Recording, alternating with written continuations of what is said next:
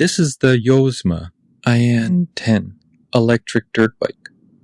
I just wanted to share my experience with this in case anyone else is considering it. I spent enough time on it to get past that first quick impression stage, and at this point, I feel like I know what it does well, what it doesn't, and who it actually makes sense for. The first thing I noticed was that it feels more like a small dirt bike than an oversized e-bike. That matters because a lot of electric off-road bikes in this size range can feel a little toy-like in person.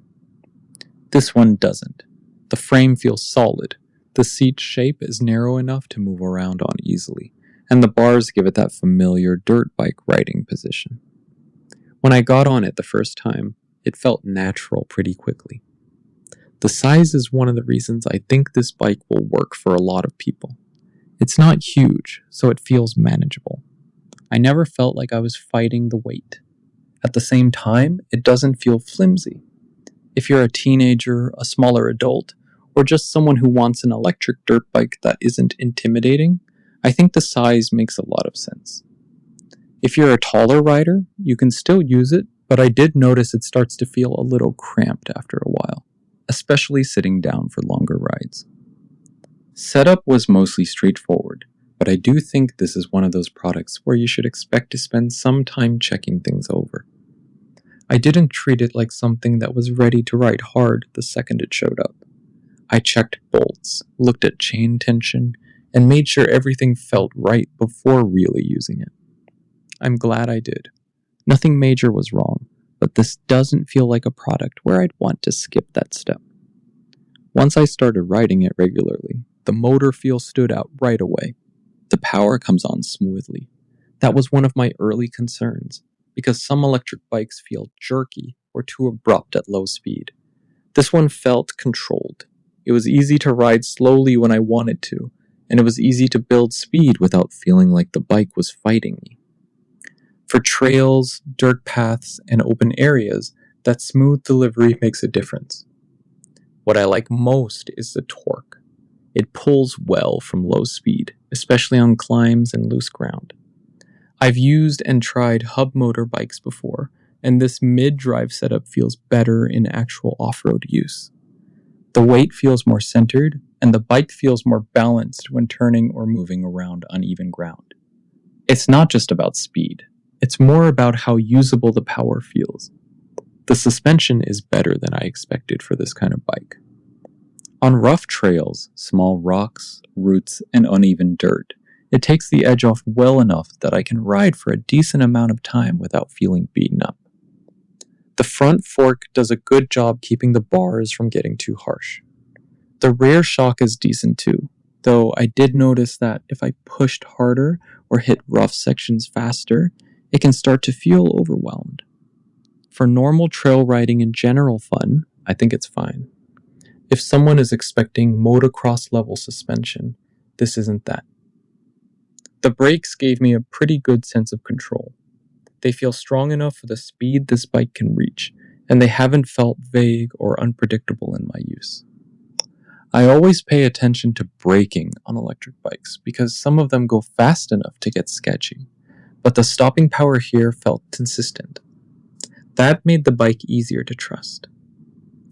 Battery life is one of the main things people worry about, and I had the same concern before using it. The claimed range always sounds nice on paper, but real riding tells a different story. In my use, if I'm riding casually and mixing speeds, the battery does fine. If I'm riding harder, climbing, accelerating a lot, and staying on rough terrain, the range drops. That's normal, but it's worth saying clearly. I would not buy this expecting the max advertised range in real off-road riding. For me, it's been enough for a solid session, but not something I'd count on for a super long day without planning around it. Charging is pretty simple, and I do like that the battery setup is practical enough for normal use. That part matters more than people think. If charging is annoying, you end up using the bike less. Here, it fits into regular use pretty well. I found it easy enough to keep topped up between rides. One thing I was also curious about was whether it would still feel fun after the first few rides. For me, it did. A lot of that comes down to the quietness.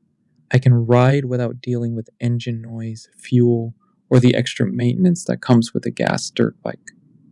That doesn't mean it replaces a full gas bike for every rider, but it does make it easier to use more often.